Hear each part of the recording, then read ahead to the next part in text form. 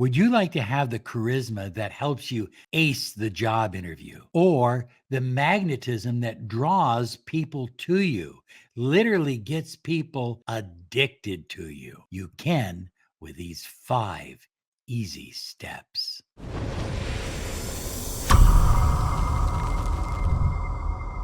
Hi, everyone. Robert Zink, your miracle mentor and alchemy success coach. And today we are soaring high like a big, beautiful eagle.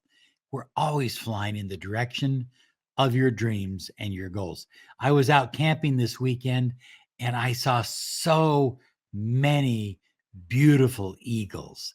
And it just reminded me of the people in 60 different countries that we've been able to help with miracle mentoring and alchemy success coaching. Why don't you claim your free 30 minutes of miracle mentoring and alchemy success coaching?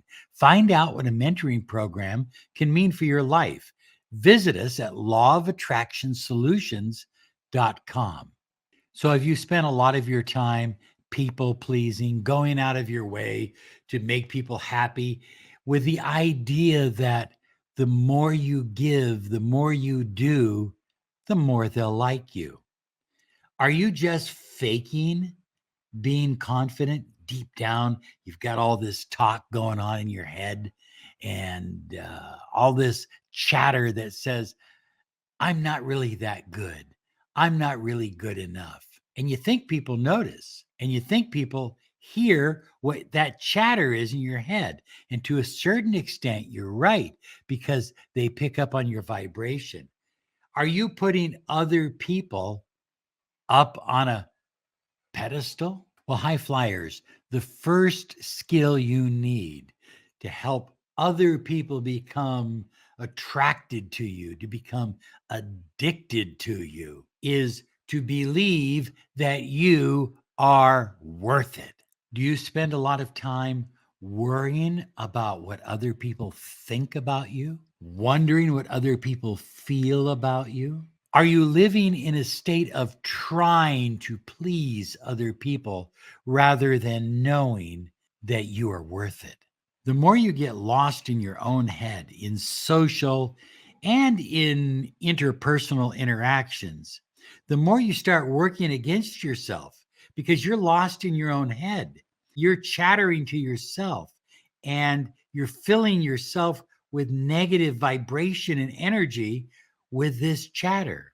Now, here's something you probably didn't know. Everyone has negative chatter going on inside their head from time to time, especially in social interactions where you might feel a little bit uncomfortable. The people that learn how to tune it out, turn down the volume of that chatter inside their head, these are the people that tend to be the most fluid, the most relaxed, the easiest going when it comes to social interactions and interactions with other people.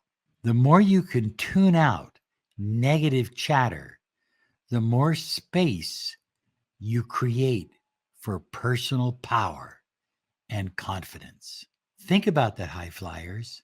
As you start to tune out that chatter, you automatically increase your personal power, your magnetism, and your confidence. This drastically raises your vibration and makes you as attractive as. Let me share with you a story that happened many years ago and how I turned this negative chatter into something very positive. I was doing stage illusions at a dinner club, and the girl gets in the box and you put the swords through her, and then you pull her stomach up to one side, and everybody goes, wow, how did he do that? But I couldn't get the swords in because she was in the way, and they kept coming back out, and I was getting angry and frustrated, but the audience was laughing. They were going mad with laughter. So I made it even worse. I kept acting even more frustrated. I went with the flow. I turned off the chatter in my head, the negative chatter, and I literally went with the audience. I kept that bit in my act for several years. It was funny, it was hilarious, and it came from an accident where I felt like I just wanted to strangle myself. So the first thing is to believe you are worth it. That'll get them addicted to you. But the second thing kicks it up a notch or two. The second thing, high flyers, is positivity. People are naturally drawn to those who have a positive mindset. We feel a deeper connection with those who are positive. Positive people attract, negative people repel. And guess what? You can't fake this. Either you're positive or you're not. High flyers, the choice is up to you, but I'm going to share with you 10 traits out of 100 possible traits that create a positive person. But these 10 are the ones that I feel are the most important. This comes from the research done by the Berkeley Well-Being Institute, and they came up with 100 traits. You can look it up on Google. But these 10, in my opinion, they really stand out. If you'll work to develop these 10, you will automatically become a positive person.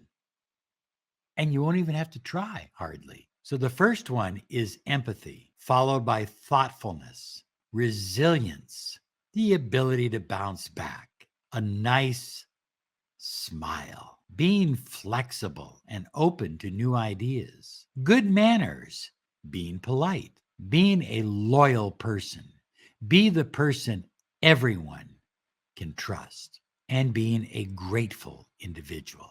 The third trait that will get them absolutely addicted to you is what I call birds of a feather. And it involves mirroring. I didn't say mimicking, I said mirroring. In other words, take on their body posture.